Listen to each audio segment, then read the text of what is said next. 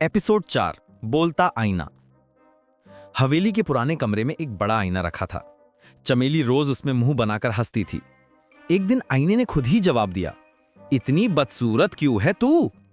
चमेली चौंकी, अरे आईना मुझसे बात कर रहा है। रामप्यारी और गंगोत्री दौड़ी आईं। आईने में तीनों का अक्स हिलता डुलता दिखने लगा। अचानक आईने में उनके पीछे एक चौथी औरत दिखाई दी। तीनों बहनें पलटी, लेकिन पीछे कोई नहीं था। आईना बोला, मैं तुम्हें तुम्हारा भविष्य दिखाऊंगा।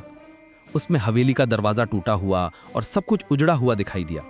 गंगोत्री बोली, हाय राम, इसका मतलब हम सब बर्बाद हो जाएंगे। रामप्यारी बोली, भविष्य छोड़, पहले खाना बना। आईना जोर से हंसा और उसमें दरारें पड़ गईं। बहनें डरकर भागीं, मगर आईने में चौथी औरत अब भी खड़ी थी। वो औरत धीरे धीरे मुस्कुरा रही थी। एपिसोड 5 बेशरम भूतनी। हवेली के आंगन में अचानक से एक औरत दिखने लगी। वो औरत अजीब हंसी हंसती और गाना गाती, छमक छल्लो। तीनों बहनें डरते डरते उसे देख रही थी। चमेली बोली, अरे ये तो बेशरम भूतनी लग रही है। गंगोत्री बोली, इसकी चाल देखो, मानो फिल्म में ऑडिशन दे रही हो। रामप्यारी बोली, शायद हमें डराने नहीं हंसाने आई है। भूतनी ने तीनों के पास आकर कहा, मैं इस हवेली की पुरानी मालकिन हूं। बहनें बोली, तो फिर घर किराए पर क्यों नहीं देती? भूतनी गुस्से में चीखी, ये घर सिर्फ मेरा है।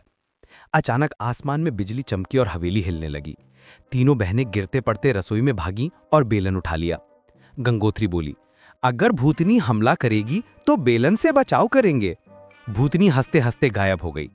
तीनों हाफते हुए बैठ गई और बोली, अब तो हर रात नया तमाशा होगा। असली डर और कॉमेडी की कहानी अब शुरू हो चुकी थी। एपिसोड 6 रात का ढोलकिया।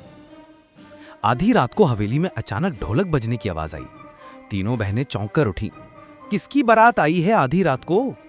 चमेली बोली, कहीं भूत प्रेत डांस पार्टी तो नहीं कर रहे? आवाज तहकाने से आ रही थी। तीनों धीरे धीरे सीढ़ियां उतरकर नीचे गईं। वहां सचमुच एक पुराना ढोलक रखा था जो अपने आप बज रहा था। रामप्यारी बोली, लगता है ढोलक के अंदर कोई भूत फंसा है। गंगोत्री बोली, चलो खोलकर देखते हैं। जैसे ही ढोलक को खोला गया, अंदर से धुआं निकला और एक नाटा भूत बाहर आया। भूत बोला, मैं हूं भूतिया ढोलकिया, मुझे नाचना बहुत पसंद है। उसने तीनों बहनों को घसीटकर नचाना शुरू कर दिया। बुढ़िया बेलन चम्मच लेकर ही नाचने लगी। चमेली हांफती हुई बोली, अरे भूत, हमारी हड्डियां टूट जाएंगी। भूत बोला, ठीक है, अब मैं चला, लेकिन फिर आऊंगा। ढोलकिया भूत गायब हो गया और तीनों बहनें थक कर जमीन पर गिर पड़ी।